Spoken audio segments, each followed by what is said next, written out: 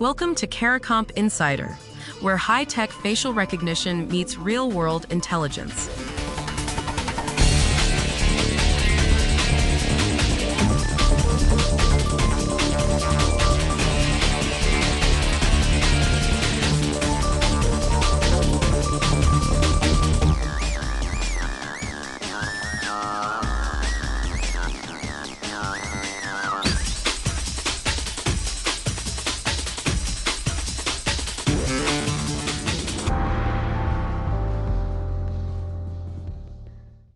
On April 3, 2026, China's internet regulator published draft rules that would require signed consent before anyone's face can be used to create an AI avatar or a deepfake.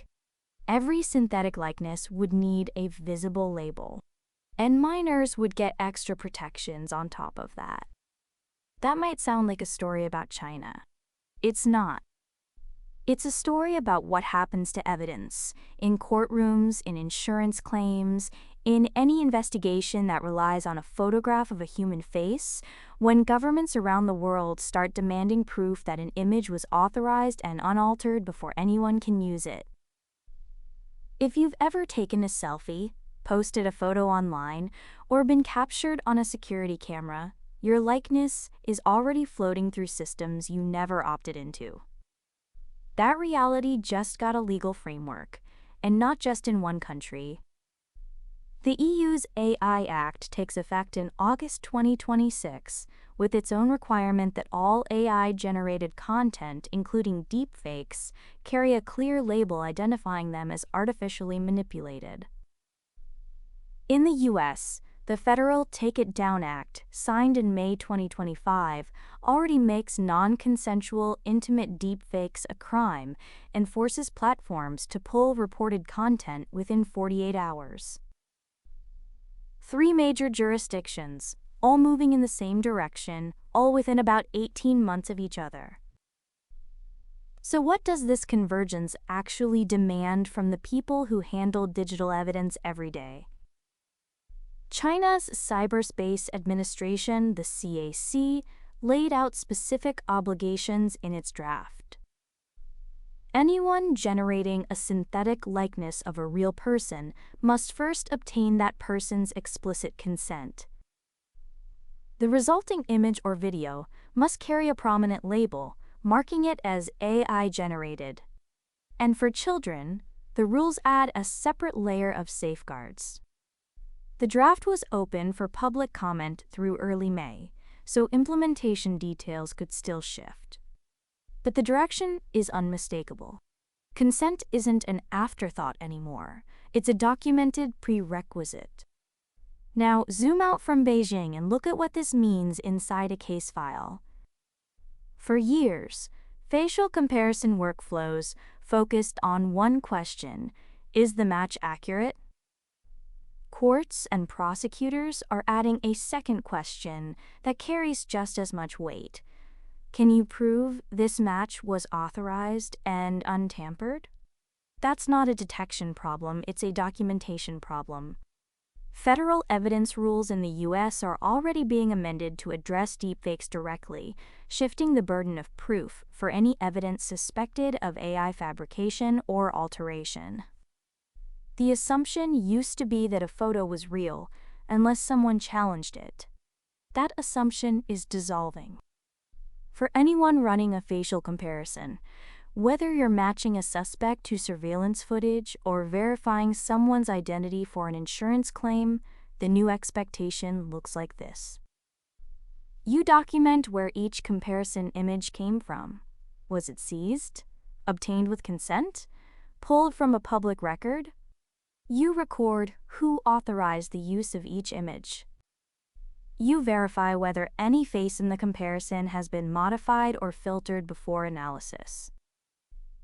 And you track every single handoff of the digital file, from the moment it enters your workflow to the moment it lands in a report. That's chain of custody applied not just to physical evidence, but to pixels.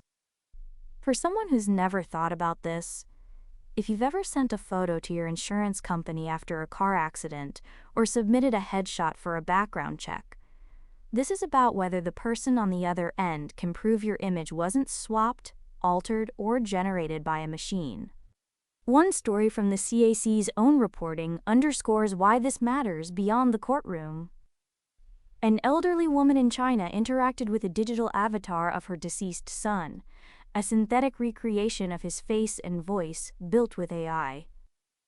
Without consent rules, anyone could build that avatar. Anyone could deploy it, and anyone could use it to manipulate someone who's grieving. That's not a hypothetical. It already happened. There's a reasonable counter-argument floating through the industry. Consent requirements could slow down legitimate investigations without actually stopping bad actors who create malicious deepfakes in the first place. If the documentation burden falls hardest on solo investigators or small agencies, adoption may lag even where the rules are crystal clear. That tension between accountability and speed isn't going away. The real shift isn't about whether AI can fake a face. Everyone already knows it can. The shift is that 3 of the world's largest regulatory systems are moving from capability to accountability, and they're doing it on roughly the same timeline. An investigator who documents consent and chain of custody today looks meticulous. 18 months from now, that same documentation may be the minimum to get evidence admitted. So governments in China, Europe, and the US are all writing rules that say the same thing. If you use someone's face in an AI system, in a comparison, in a courtroom, you need to prove it was authorized and unaltered. That changes the game for investigators, but it also changes what real means for every person whose photo exists online. Whether you build cases for a living or you just unlocked your phone with your face this morning, the question is the same. Can anyone prove that image is really you and that you said it was okay to use it? The written version goes deeper. Links below. Now you know something most people in this industry don't. Use it. And when you're ready to put it to work, caracomp.com. We'll see you tomorrow.